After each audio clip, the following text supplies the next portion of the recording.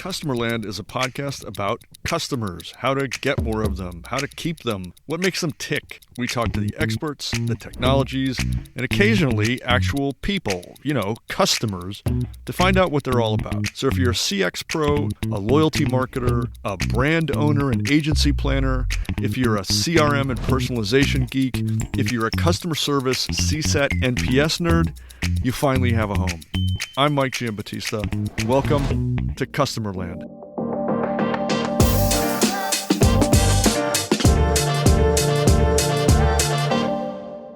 If you know who Chris Brogan is, you probably know him as an internet impresario, somebody who was one of the early voices on Twitter, and somebody who kind of had an angle on all things internet for the longest time. That was my impression, and I'll tell you that to my enormous discredit, I didn't really pay attention. He was a person that I knew existed, that I knew had some expertise, but frankly, I didn't pay a whole lot of attention to. And that changed recently. About a month and a half ago, I happened upon a post of his on LinkedIn, and I don't think I'm overstating this. It shook me. It shook me because of its transparency and its honesty and its humanity. And it was so unlike so many of the things on LinkedIn that I just really stopped and took notice. So on a lark, I reached out to Chris and said, "This is who I am. Your post really made an impact on me. Would you be on our podcast?" And to my surprise and delight, he said yes. So what follows is, I would say, kind of an introductory conversation into Chris Brogan. It was a fascinating and enlightening conversation for me. And if you're one of those people who thinks you understand who Chris Brogan is, or if you're another one of those people who just has never heard of him, never followed him, let this be an introduction to a person that I consider to be one of the heroes of the internet, because he's championing and exhibiting something that I think is sorely missing, and that's just humanity. So I hope you enjoy this conversation. I certainly did. This is Chris Brogan. You may know him. A lot of people do. I'm not going to even try and describe who you are, because I think we'll get into that if we're lucky in this conversation, except to say thanks for this, because I'm really looking forward to this conversation. Well, thank you, Mike. I'm really glad you had me along. I don't guest as often as I used to, so it's nice to get a chance to chat with someone about things and ideas and stuff. Well, there's a big one here that I'm just dying to approach. So the way we got here was Chris wrote an article that was posted onto LinkedIn called "On the Occasion of My 53rd Birthday," or something close to that, which laid out his point in life, which was not a great one, frankly. And the pain of being in that place and what to do about it. And I was absolutely arrested by how real Chris chose to be in front of a lot of people. And especially because LinkedIn is not typically the place where people are real. We talk about it and authenticity and all those kinds of things, but Chris Brogan showed up and absolutely just blew the doors down on, here's what real looks like. So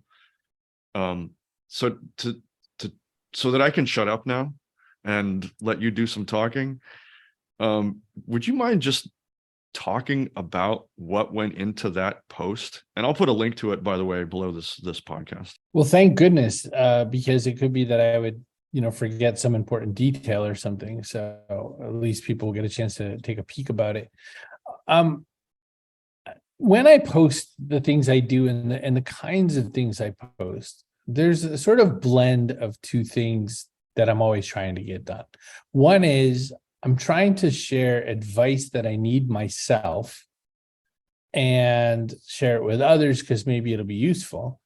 But two, I'm also trying to make some kind of lemonade out of all these fine lemons. I think that a lot of things in life aren't super great. They're not bad. They're just not super great. And so I think that there's a lot of opportunities to be able to say, all right, let me try to share something out of this. And as far as, being, as far as being transparent in that way or that sort of a thing, I guess what I've always felt is that there's just never been a downside for me. And I've also, like, you used one of my least favorite words, authentic. And the only reason I say that, I'll explain that, is because I think the people who tend to use that word, not necessarily you, but people in general who are trying really hard with that word or giving people that advice, are often the least authentic people. I think they're Completely often the agree. people that are most afraid that if I like say who I am, I'm dead. And I've tried my hardest to just say, you really, there's a line, like you do have to, like, you can't just show everyone where you pooped. But you can say I did just poop. Like like that's the line. Like you have to kind of keep a certain level of decorum. But there's just almost never a penalty, Mike, for telling people how you feel. Uh, as because I really want to keep this about you, but it relates to me. Let's But talk about you. well, my history is one of becoming whoever I had to be, as the situation demanded. So, it wasn't till very late in life that I realized that, all that shifting and changing, kind of lost myself in the process, and being authentic was a really foreign concept to me. You'd say being authentic, and I was kind of like, yeah, whatever. I don't even know what you're talking about. And I think there are a lot, take it to a business level, a lot of brands are trying to scratch their head on that topic as well. Like, yeah, the surveys say Gen Z prefers authentic branding, and what the heck does that even mean? And they're scared to death of it. And I can kind of relate to that on a personal level. It's scary to be yourself in front of, especially an audience that is like LinkedIn, that is built on presenting your best self. And yeah, anyway. Marketing, you have a long career, a storied career in marketing, and a lot of marketing is to say, let's pull the bad leaves off of this vegetable so that it looks good on the shelf. You can't, you could try to be authentic in, something as simple as food marketing, and people would be grossed out. So you have to kind of do some things. And so I think that's one reason why it's hard to envision, because you've been raised in a system that surely doesn't reward anyone for being full throttle open. Professionally, marketing, for whatever reason, it's so interesting because I'm sitting at this whole different role now in chief of staff, where I work with a variety of different disciplines. And I think marketing is always the most neurotic group out of the whole bunch of everybody Completely else in the agree. organization. It absolutely agree with you. Crazy. Yeah. So I do invest some amount of time saying, look, no one besides you guys cares about this particular thing, whatever it is, because like there's a lot of people like killing each other for deadlines inside my organization, and our people who make the software that we sell don't do that. They don't work on a deadline schedule. They release code as it's ready. And so it's just definitely a strange world. And so I guess I think that translates to it. But if you think about it, let's go back. Let's keep it pure marketing for just 1 second. What's this brand? This brand is that guy Brogan always talks right from the middle of his belly. You know exactly what you're going to get with him. How unassailable am I compared to other people who are clearly protected, clearly defensive? I always come off looking better because I always come off as looking like this man has nothing to hide. He will tell you the worst things about himself. And so if he says this is amazing, you're going to believe him a lot more than someone who everything is amazing. So that's, I think, a benefit too. Well, true. And plus I'm in large part Italian, so we're given to hyperbole. Everything's amazing. It just has to be. It's my DNA. So I'm reconciling that too. But again, let's make this more about you. I've tried to kind of look over your history. It's really difficult because you've been at this and you've been a pretty public personality for a long time. But if I can synopsize poorly and summarize what I think I see, like the early part of your career, you were one of a handful of people who had kind of decoded early internet tactical stuff. You understood it, and you understood how to communicate that. And a lot of people, myself included, needed to understand it. And then it seemed like I'm breaking this up into phases, eras, epochs, if you will. What you ended up putting out publicly looked like it was much more strategic, dealing with CEOs and executive coaching scenarios and trying to add more strategic level guidance into organizations. Again, you'll correct all this in a minute because I'm sure I'm wrong. But and then more recently, it seems to be like Chris Brogan, the Sage of Life, which kind of extends beyond business. And you're probably kind of wincing when I said sage, but you have a lot of stuff to offer that goes beyond just the confines of how to get things done in business. And I think that's what's intrigued me most about what I've seen lately. I mean, is that at all accurate as to, describing your journey? I like it. I think that sounds great. I started blogging way back in 1998 when they were calling it journaling. I thought blogging was super cool. I think that when Twitter showed up, I was user 10,202. And I was like, this is going to be amazing. See, there you go. There's your hyperbole. I thought, because this tool allows us to gate jump the way the email did 20 years before it. So in 2006, Twitter was the same way. In like 1989, you could email Bill Gates. And so I did. I got on very early. I was a lot of people's first Twitter follower as far back as when it launched. I wasn't there at launch. I was there in the fall it launched in March. I started in October. And I said to everybody back then, they would let you dump your entire contact database into it and try to find friends. And because they were trying for rapid growth. And then like, I don't know, a year or so later, they were like, don't do that anymore. But I was already in. So I was kind of like Tom from MySpace. I was like your first free friend on the platform. And I was like a 30-something-year-old child actor, because suddenly everyone was like, oh, he's the social media guy. And I was like, there couldn't be a less delightful label to me. You might as well call me the fax marketer, the overhead projector guru. Like, it was the least interesting thing to be married to a technology style. What I kept trying to say was, it's not the tech, it's what you can do with the tech. It's really cool. You can reach people in very different ways. And so, for instance, I was telling like car manufacturers, guys, you could do this thing where the people who are already super in love with XYZ car could be the marketing, and user generated content way before that was considered a thing.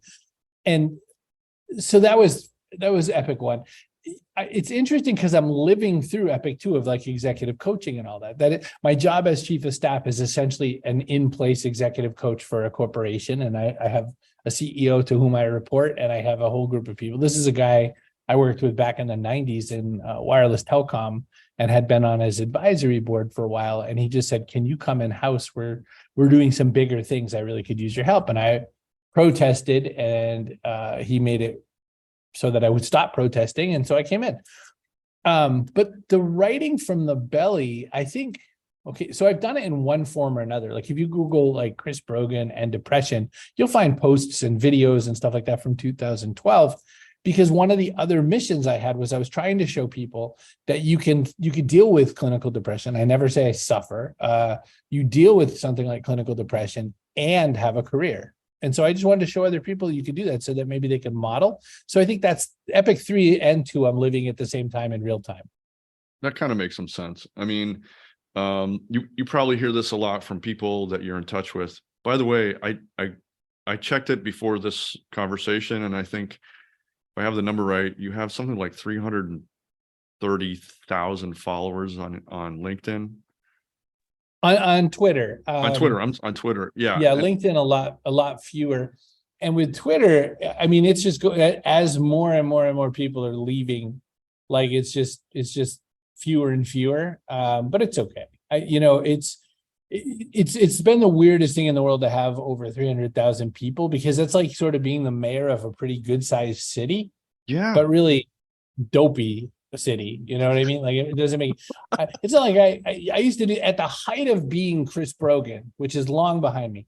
I used to walk into like Panera and be like, "Do you know who I am?" And everybody be like, "A loud man," and that would be the end of that conversation. Each year for the past 20 years or so, the world's best marketers have been gathering in Chicago for 2.5 days of high-level learning and networking. It's called CRMC. On my calendar, I've placed a hard hold on June 7th through the 9th so that I can be there and be a part of what's about to happen in retail, in loyalty, and in technology. You should be there too. You can learn more and you can register in the link below this podcast, or you can go directly to the event website at thecrmc.com. That's thecrmc.com. I go to my fair share of events throughout the year. CRMC is my one can't miss event of the year. I hope to see you there. Just the most recent stuff that you've posted on LinkedIn has a lot more life guidance to it than I see out there. And that's super intriguing. What I mean by that, I'm not even sure, except for you're addressing topics that go well beyond, here's how to use the tool set and, those kinds of tactical things. And the kinds of things that I personally think the world needs a lot more of out there. We need people who, because of who you are, you're willing to speak from the gut. It's invaluable, but it's also what you're saying. You have the sensibilities to, I don't know if you have the finger on the pulse of the people, which sounds goofy as I've even saying it, but somehow you've been able to address a lot of what people are looking for. And I think right now, from my perspective, a lot of people are in pain. A lot of people are trying to figure out what, how they're navigating jobs and industries that are very fluid and in flux, and people are coming and going and being flung left and right in jobs, and all of the mental, emotional anguish that goes along with that stuff. And I've got friends personally who have battled depression, deep depression, their whole lives, and they're going, like one in particular, I sent him this article that we're talking about that he wrote. So you got to take a look at this, just on a bravery, transparency level. Maybe there's something to learn here about how you deal with this thing that we all know is there. It's just brutally difficult when it shows up. And basically what I got was F you, don't tell me what to do. But that's the nature of our friendship. So anyway, I don't know where I'm going with that, other than to say I think the world needs what you're saying. So one of the challenges with when people are kind of dealing with stuff like this is that a lot of times, until you're ready for advice, you're not ready for advice. Like it's just not helpful. One thing I point specifically with clinical depression, which is like there's people who are down in the dumps or people who have had a lot of bad things happen to them. I have clinical depression. It's like I wear reading glasses. If I don't wear reading glasses, I can't see. It doesn't matter how I think about seeing. It doesn't matter if I try to get my hopes up about seeing. It doesn't matter if other friends of mine have it worse than me in the vision department. I just need the glasses. I always say to people that clinical depression is a lot like diabetes. You need meds. And so I take meds, and there's always a journey with depression meds because they work differently for every different human. It's a super imperfect science. And the only thing that ever worked for me ended up being a very experimental drug, which is currently a street party drug and a hallucinogen. And so it is, I get it from a medical doctor in a medical setting, but, out on the street, you could get it at a cool party if you wanted. So my point being that like it's tricky. And so the things that worked for me were meds. And then I got my sleep fixed. I'd gone to see a doctor a year ago, April, and he said, "Hey, have you ever had a sleep study done?" And I was like, "No," because I'm pretty anti-doctor. And he goes, "Let's try it." I was like, "Sure," because I had a very close friend had a big heart scare in front of me, and I was ready to go check out everything, and glad I did. So I did the sleep study, and they were like, so a normal person, normal average, in the spectrum of normal person, gets interrupted within any given hour. As many as say 13 or so times become severe. So if you get interrupted 13 times in an hour, that's severe. Up to 31 is considered severe. I said, "Oh man, am I like close to 31?" He goes, "No, sir, you're 71. 71 Holy times an hour." So smokes. I was being woken up from sleep every 49 seconds for about 5 to 7 years of my life. Horrible sleep apnea. I'm a big, heavy guy, so that made sense. So they got me one of those machines that you stick on your face, and it's like Darth Vader, and the air goes through, and I sleep like a god now. I wear an app that tells me how the sleep is going, and I'm like the best sleeper in the world. Wow. A lot of my depression went away. No because kidding.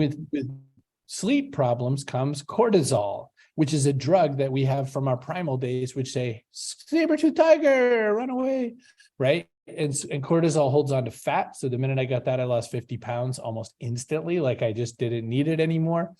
All kinds of things changed. So why do I bring any of that up? Because it's all just about me. It's not just about me. There's lots of people who don't have great sleep, and lots of people who haven't gone for a sleep study, and lots of people who haven't checked out, do they have clinical depression? Because it's not going to be a mood fixer. You Right. can mood all you want.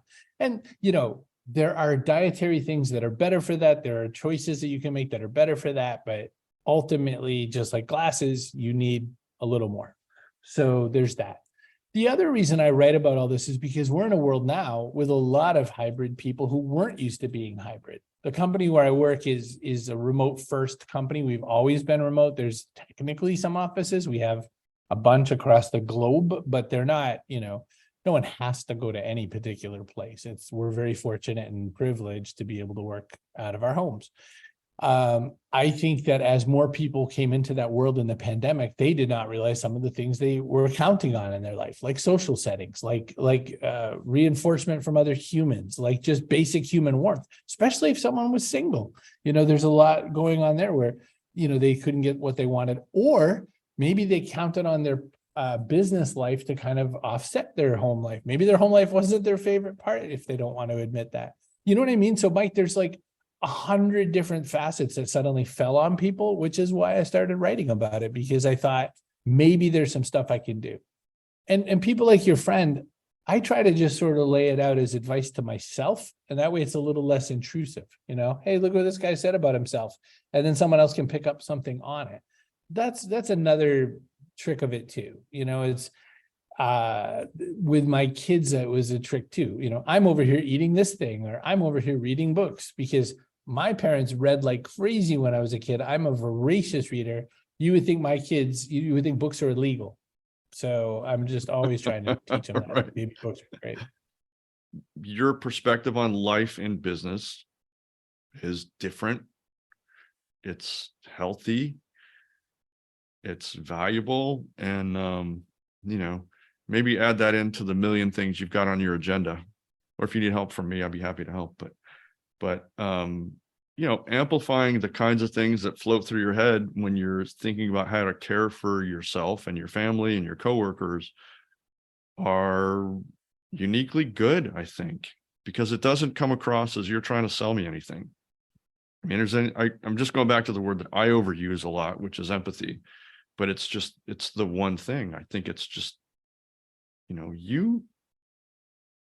you care about the people that you care about.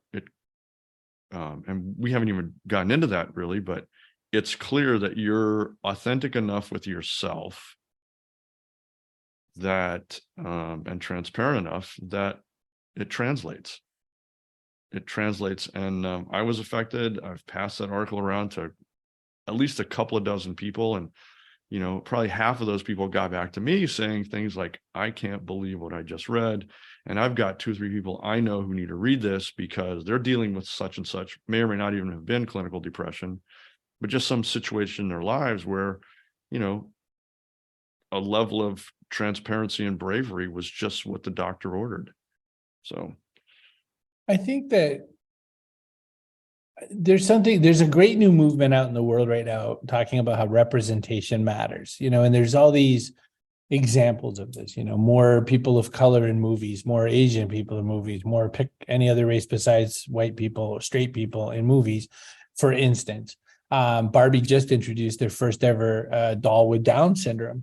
And of course, people with Downs are like, wow, it's me, and there's nothing that replaces that feeling. There's nothing that feels better than, I just wrote a post in my personal Sunday newsletter in which I was talking about the fact that I was at Barnes and Noble and I was sitting across from all the self-help books and psychology books.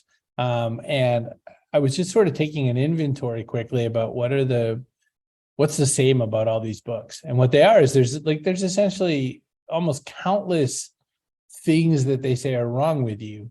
But then when you get into the table of contents, at least, and you start looking at the fix is almost always the same handful of things. And so I laid out the 6 things that were likely the fix to what was wrong with you, no matter what was wrong. And I was thinking to myself, well, that's pretty ingenious, because the way to sell the book is, are you messed up like this? Oh, perfect. Buy this book. And then you don't even have to write anything particularly unique about the fix, because it's all the same things, Right. So I thought, wow, I could write a whole book series on this if I wanted, because I'm an author. But, it's, people say, well, so then, one person wrote to me and said, well, does that mean like you're making fun of the fact that I don't know how to figure this out for myself? I said, no, billions of people don't. Like, that's why there's religion. That's why there's therapy. That's why there's, recreational and medicinal drugs, because we can't figure ourselves out. And it is a conundrum. And we can always, it's like you can't tickle yourself. Like, you can't figure out yourself, which is why you go to therapists, And so I think that one reason I write about this a little more than I used to, like I already said, one reason was because everyone's just now suddenly remote workers and they didn't mean to be. The other is that once you see yourself in something, you go, oh, and then you might kind of catch it finally from the outside, which you weren't getting from the inside. And I think that that's way more like, should we use AI in our future marketing? Yes. Okay, handled. That's a paragraph. I could write that on a fortune cookie. I guess I need to write the other part about what should you write about, or what matters, or how are you going to convince someone to buy? I mean, the convincing people to buy is always going to be harder because we're always going to be more savvy. So I think it's as technology is advancing, so is human knowledge and human interaction. And even though we could easily also make the argument that humanity is getting dumber every day, we are getting a lot more discerning every day, because we want to know, do we want, teal or a light blue green?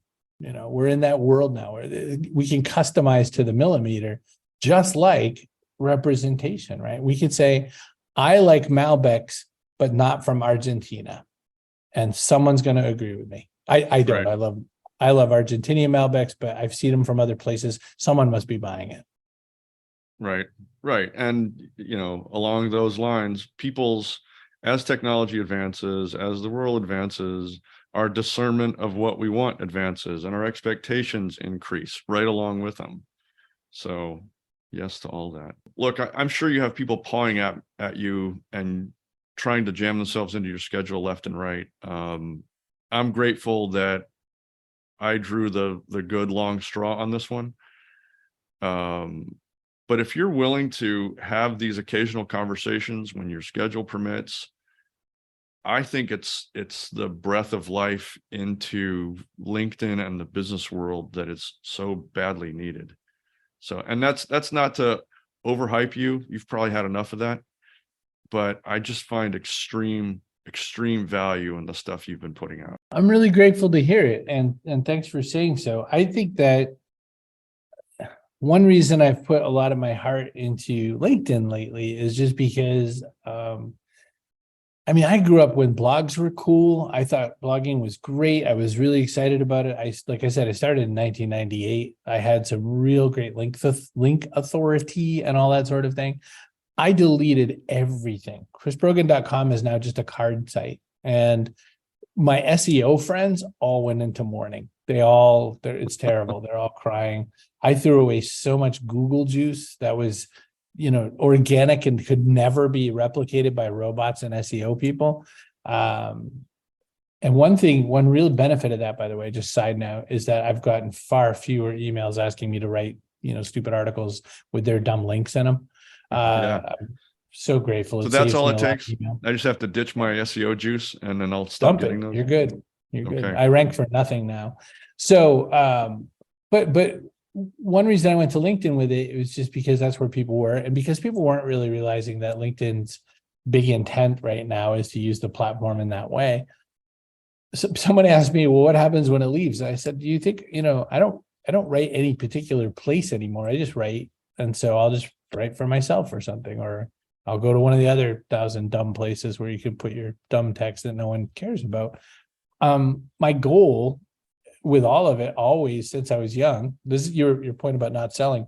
I do sell things. I find that if I connect to you plenty of times first, it's so much easier to sell. I'm friends tangentially with Seth Goldman, who runs Eat the Change, who founded Honest Tea back in the day. And he sold it to Coke for really good money. He wrote a really great book about the whole experience, a graphic novel actually about the experience. And then Coke, not too long ago, a year or two ago, just said, we're going to stop selling Honest Tea, which set off something in their contract agreement that said he can now sell an iced tea again. So he's like, okay, I'm going to sell an iced tea. So Seth reached out to me and like 5 other people, hey, I don't know, make this dumb video about us drinking our iced teas or whatever. And I was like, I'm in, I'm ready. You know how you get there with everybody in the world is you just do things for people a lot. I've done lots of things for Seth. Seth has done things for me. Seth gave me incredibly valuable advice that I would not have received from any other kind of person in any strata that I would have had to pay a great deal of money for. And he just gave it to me free. I think that we get that one wrong a lot. We start with what's in it for me, or we worry about, can I be, reciprocal, like Cialdini's books. He's not wrong what Cialdini says. He's a good guy too. We've talked a bunch. But what one way to do it, not his exact direct way, one way to do it is just keep doing for people so much that, when the time comes, you make an ask, they're like, oh man, how would I ever say no to this person? Right. Of course. Yeah.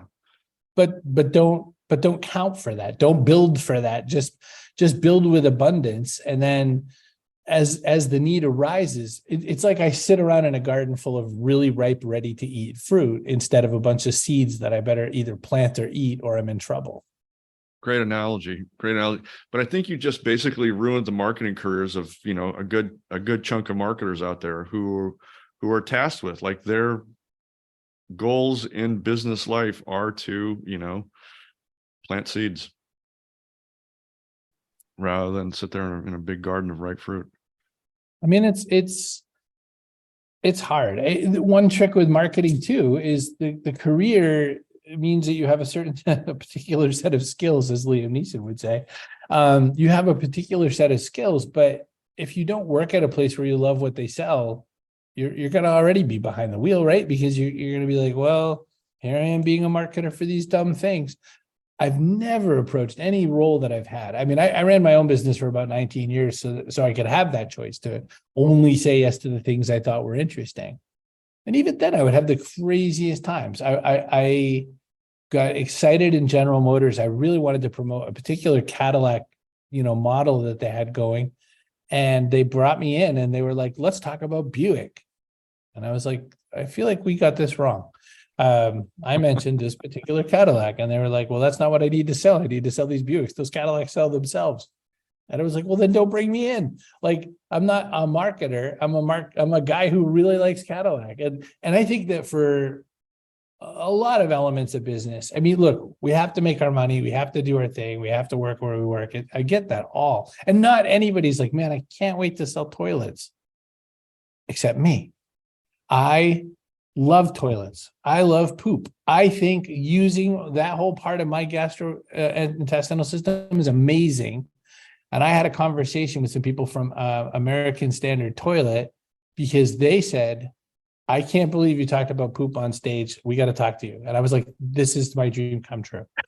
And you heard it right here. They had demo videos where they have to flush fake poop. And so they asked me the question, what color should we use though for the fake poop? It could be any color. And I said, well, have feminine hygiene products taught us nothing? Clearly the poop should be blue. And okay, we'll go with blue. Because they also could get pretty realistic. And I was like, nobody besides maybe me thinks that would be cool. So but there it was, right? Like there was the merge. And so people try to tell me, well, I can't market the thing I love, or I can't work at the job where I think it'll be cool. You can.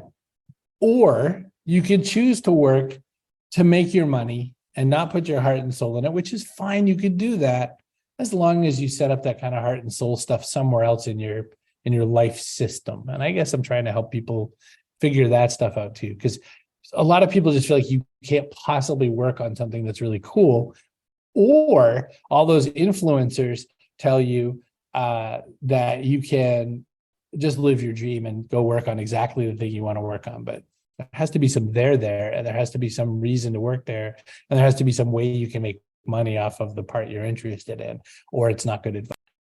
Yeah. So I gotta ask, what was Seth's $1 million advice to you? It was so specific that it's not that interesting, but it was about it was sort of about time stuff, because we get time wrong sometimes, or a lot of times with consulting, for instance, if you think I'm going to, the way I love to consult is the opposite of the way consultants love to consult. I like to get in, do the thing, get out. And so I was approaching this business idea that I had with that same mindset. I was like, Seth, I feel like I could get in, do the thing, charge probably this, and then get out. And he goes, nobody wants that. He goes, they want like probably 3/4 of your time. So they want 9 months of your time. And I said, okay, baby, 9 months is a baby. He said, yeah. He goes, you got to turn this person around, give them 9 months. And I was like, oh, because in my mind, I was thinking 3 months. I was thinking 1/4, start to finish. He goes, do you think anyone's going to have a significant amount of change for the amount of money that you want to charge in 3 months time? And I said, I thought so until you asked me the question. And Yeah, right. It's like when your other half says something like, are you wearing that out? And you think, yeah, of course not. But now just trying it not on to see that I don't want to wear it. Yeah, exactly. Oh man. Yeah. That's how we're just literally scratching the surface of 10,000 topics that are all interrelated and I think are super important. And I'm going to try hard to get back on your schedule again. Because this is, you talk about making a decision to do what you want for a living. This is what I want to do for a living. I want to talk to people who have an angle on life that's important and push that out there. So with that, thank you.